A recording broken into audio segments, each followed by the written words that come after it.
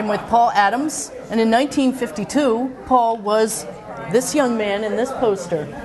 So, Paul, can you tell us about your experience with that? Yes.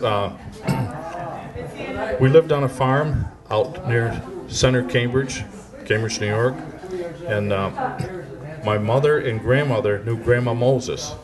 They were friends with Grandma Moses. Of course, Norman Rockwell was friends with Grandma Moses, and Norman Rockwell asked Grandma Moses if she knew of any, back then they called them colored families, that were interested in modeling. Well, Grandma Moses said, well, I know Martha Adams has 4 kids, they might be interested. So Norman Rockwell got a hold of my mother and talked it over with her, but we didn't have any way to come over here. My mother didn't drive, so Norman Rockwell paid for a taxi to bring us over to West Arlington for modeling. And it was in the wintertime, I think, and I was 7 years old, and in this picture, and Pauline was 5. And Pauline's your sister? Yes, Pauline's my sister, and Pauline Adams Grimes, and we each got $5 for modeling. We thought that was a lot of money, but he did do a charcoal sketch of my older brother Carl and my younger sister Mary Beth, but they weren't in the picture. And this lady was from Cambridge, friends of ours, Mrs. Olaf and her grandson. So we knew this lady here, but we didn't know anybody else in the picture. Did he actually have all these people there in one sitting? No, it was just our family. It was the only one in the studio, and it was like the afternoon. And actually, I was holding a clay planter, and he wanted us to. We had white shirts on, like we were dressed for church, my brother and I. But he had us take our shirts off, and he added on the earrings. I didn't have the earrings or the necklace. He added that on. But I had to stand for about 20 minutes or half an hour. But he kind of bribed my sister and I, Pauline. He said, if you could stand for about 20 minutes or more, he says, when you leave, he says, I'll give you a great big bottle of Coca-Cola, like a 16-ounce bottle of Coca-Cola. He had them out in the snowbank. So we said, we're gonna do the best we can. So when we got ready to leave, Pauline and I went over to get the soda, and my mother says, come on, you don't touch that. Says, the taxi's waiting for us, we have to go. She didn't know that, so we didn't get our Coca-Cola. I'm with Ruth Skelly, and she also was a model for Norman Rockwell. Ruth, what year did you model? April 1939. And what was your age? I think I was probably 11 or 12 years old. So you were old enough to remember? Oh, yes. Remember it very well. Can you tell us about that experience?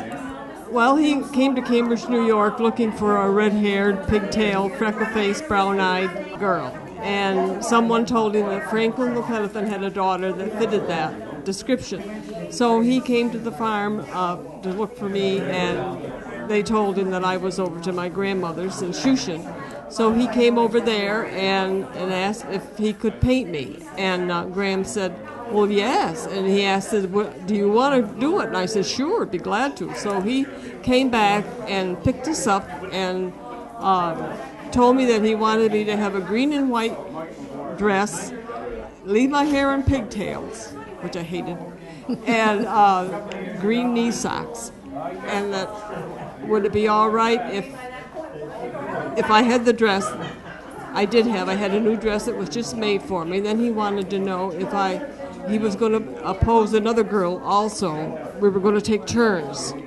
And would it be all right for her to wear the dress? And I said, sure. I said, no problem. So all afternoon we posed. And he very meticulous on every way we sat or every way that we kneeled. It was a very memorable afternoon. He had the patience I couldn't believe that he would. All afternoon, the girl and I would change clothes, and the boys would laugh and smile. We had a great time. It was really great. And then shortly after that, the studio burned, and I'm sure that some of the original copies that were also burned. Yeah. So when the post came out in September of '39, Dad went down to the drugstore, and he bought all the magazines with my picture on it down there, the Marble Shooter. And he passed them all out to everyone but he never saved one for the family. So, but my aunt, thank goodness, she had a copy, and she gave it to me years later. So I have an original copy of the Saturday Evening Post. I was 6 years old, and so I was obviously a little kid, didn't really know what was going on at the moment, but my dad drove us down to Norman's studio.